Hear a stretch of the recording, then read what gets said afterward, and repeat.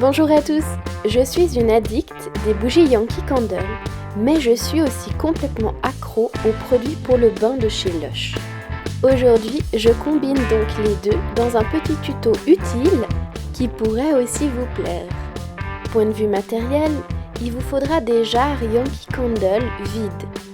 Une fois que vous avez fait brûler la bougie, c'est un bon moyen de recycler le pot. D'ailleurs, pour le tuto complémentaire sur les petits piliers en pot, je vous donne rendez-vous sur ma deuxième chaîne dont vous avez le lien juste ici. Ces jarres sont juste parfaites pour mettre les pains moussants de chez Lush. Armez-vous aussi d'une planche et d'un couteau dentelé pour les découper. Et surtout, ce qui va faire toute la différence pour enlever les étiquettes, c'est un petit grattoir. C'est une copine qui me l'a offert et franchement maintenant je m'en passe plus. Comme vous le voyez, je l'utilise pour soulever les coins des étiquettes en plastique afin de mieux pouvoir les enlever sans m'abîmer les ongles.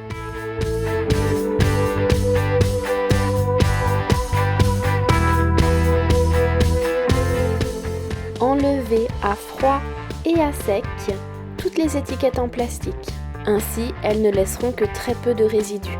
Pour les étiquettes en papier, par contre, moi j'ai pour habitude de laisser tremper avant de racler et de finir les éventuelles traces de colle avec une éponge. Dites-nous dans les commentaires quelle est votre technique pour les étiquettes. J'ai attendu de faire mon ravitaillement chez Lush pour vous filmer cette vidéo. J'ai pris des produits que j'adore et que je prends régulièrement, mais également quelques petits produits saisonniers sur lesquels j'ai craqué. Je vous en mettrai les noms en barre d'infos.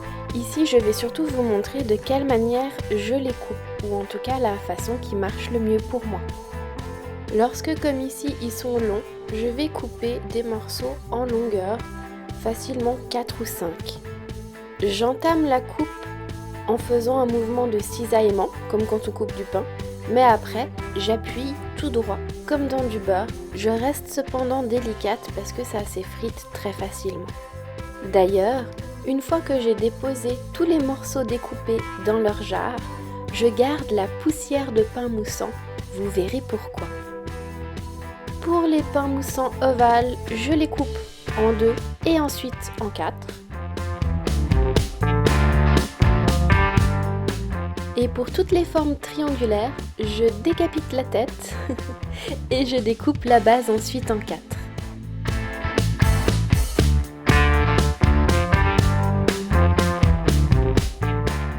Certaines formes de pain moussant se séparent très facilement. J'ai pour habitude de faire des pots par couleur. Orange et rouge, blanc, bleu et tout ce qui est violet et rose. Bon, et alors, qu'est-ce que je fais avec toute cette poussière arc-en-ciel ? Je me fais un bain magique. Comme pour tous les pains moussants de chez Lush, la meilleure façon de les faire mousser, c'est de les mettre lorsque le bain coule, juste sous le jet, ou carrément d'utiliser le jet de la douche pour obtenir une mousse onctueuse. J'espère que cette façon d'entreposer et d'utiliser les pains moussants de chez Lush dans des jarres de bougies vous sera utile autant qu'à moi. Je trouve que c'est super pratique, mais aussi que ça a tout son style dans la salle de bain. Dites-moi en commentaire ce que vous en avez pensé et dites-moi quels sont les produits de chez Lush que vous me conseillez, surtout en pain moussant, parce que j'adore ça.